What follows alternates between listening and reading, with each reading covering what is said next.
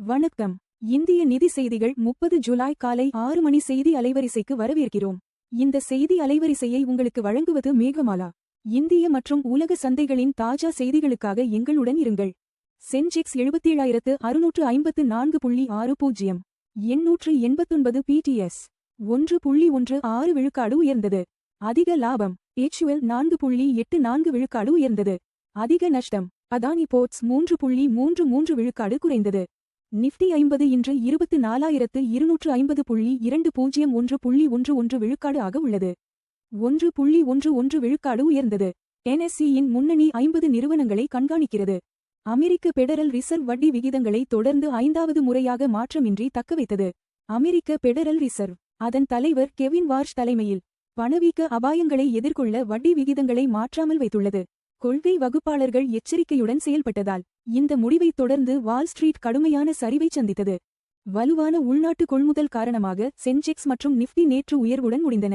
நேற்று PSE Sensex 1.16 விழுக்காடு உயர்ந்து 77,654.60 குறியீட்டு புள்ளிகளில் நிறைவடைந்தது.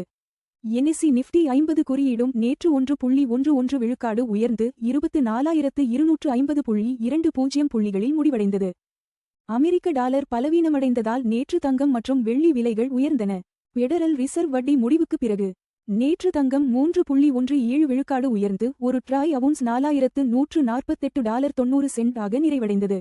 வெள்ளியும் 1.75 விழுக்காடு உயர்ந்து ஒரு ட்ராய் அவுன்ஸ் $58.59 ஆக முடிவடைந்தது. கச்சா எண்ணெய் விலை நேற்று ஒரு பேரலுக்கு $84.40 ஆக உயர்ந்து முடிந்தது. கச்சா எண்ணெய் விலை நேற்று 2.04 விழுக்காடு உயர்ந்து ஒரு பேரலுக்கு $84.40 ஆக நிலை பெற்றது. ஈரான் தூண்டிய பணவீக்க அபாயங்கள் மற்றும் புவிசார் அரசியல் பதற்றங்களுக்கு மத்தியில் இந்த உயர்வு ஏற்பட்டுள்ளது. கோல்கேட் பால்மோலிவ் இந்தியாவின் முதல் காலாண்டு நிகர லாபம் 7% உயர்ந்து $343 கோடியாக உள்ளது. கோல்கேட் பால்மோலிவ் இந்தியா முதல் காலாண்டில் நிகர லாபம் 7 விழுக்காடு உயர்ந்து $343 கோடியாக இருப்பதாக அறிவித்துள்ளது. இக்காலகட்டத்தில் நிறுவனத்தின் விற்பனையும் 12 விழுக்காடு அதிகரித்துள்ளது. உள்நாட்டு தேவை இந்தியாவின் பொருளாதார வளர்ச்சிக்கு ஆதரவளிக்கும் என நிதி அமைச்சகம் தெரிவித்துள்ளது. உலகளாவிய அபாயங்கள் இருந்தபோதிலும் மீள்திறன் கொண்ட உள்நாட்டு தேவை வளர்ச்சிக்கு ஆதரவளிக்கும் என்று நிதி அமைச்சகத்தின் ஜூலை பொருளாதார ஆய்வு தெரிவித்துள்ளது. இருப்பினும் நிதியாண்டின் வலுவான தொடக்கத்திற்கு பிறகு ஜூன் மாதத்தில் நுகர்வோர் தேவை வேகம் சற்று குறைந்துள்ளது.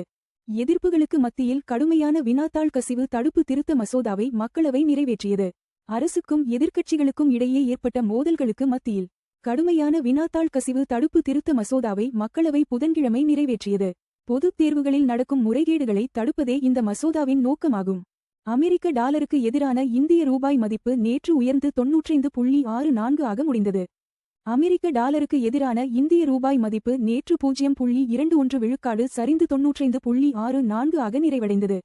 பெடரல் ரிசர்வ் வட்டி விகித முடிவுக்கு பிறகு உலகளவில் அமெரிக்க டாலர் பலவீனமடைந்ததால் ரூபாய் மதிப்பு வலுவடைந்தது. நேற்றைய வர்த்தகத்தில் HUL மற்றும் இன்ஃபோசிஸ் பங்குகள் கணிசமாக உயர்ந்து முடிந்தன.